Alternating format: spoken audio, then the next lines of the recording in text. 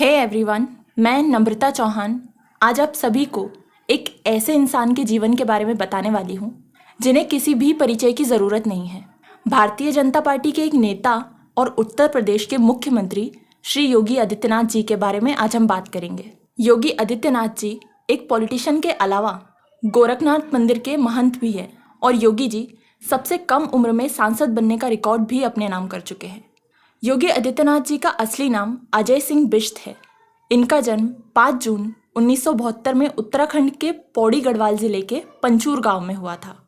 योगी जी के पिताजी का नाम आनंद सिंह बिष्ट है और उनकी माता का नाम सावित्री देवी है और ये एक गढ़वाली राजपूत परिवार से बिलोंग करते हैं। योगी जी के पिताजी का देहांत अभी कुछ सालों पहले 2020 में कोरोना काल के चलते हुआ।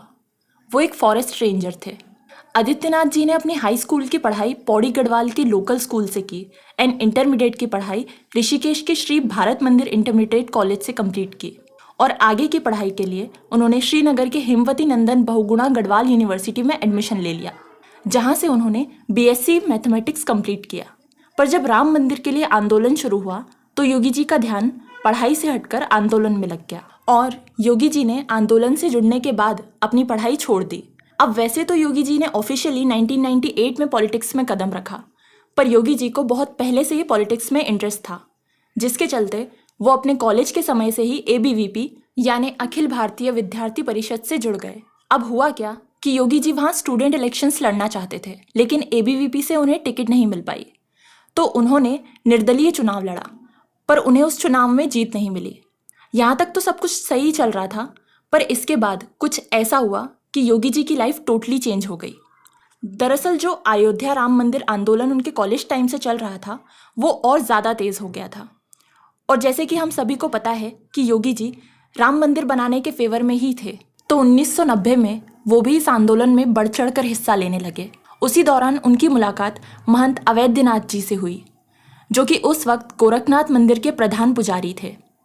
योगी जी महंत अवैधनाथ जी से इतना प्रभावित हुए कि उन्होंने अपने पूरे जीवन काल को उनका शिष्य बनकर बिताने का फैसला लिया और सिर्फ 21 साल की उम्र में ही उन्होंने अपने घर पर बिना बताए संत महंत नाथ जी का आश्रम ज्वाइन किया और सांसारिक जीवन को त्याग कर संन्यास ले लिया। महंत अवैधनाथ जी खुद भी योगी जी के विचारों और इतनी कम उम्र में उनका ऐसा दृढ़ संकल्प देखकर योगी आदित्यनाथ जी से बहुत इम्प्रेस हुए और फाइनली 15 फरवरी 1994 को उन्होंने आदित्यनाथ जी को नाथ संप्रदाय की गुरु दीक्षा देकर उन्हें अपने शिष्य के रूप में स्वीकार कर लिया और ऐसे ही उनका नाम अजय सिंह बिष्ट से बदलकर योगी आदित्यनाथ हो गया। योगी जी की सच्ची सेवा, लगन और उन्हें पूरे आश्रम का कार्यभार संभालता देखकर महंत अवैधनाथ जी ने उन्हें अपना उत्तराधिकारी घोषित कर सन 1998 में उन्हें अपना पॉलिटिकल वारिस भी बना लिया। जी हाँ, आपने बिल्कुल सही सुना।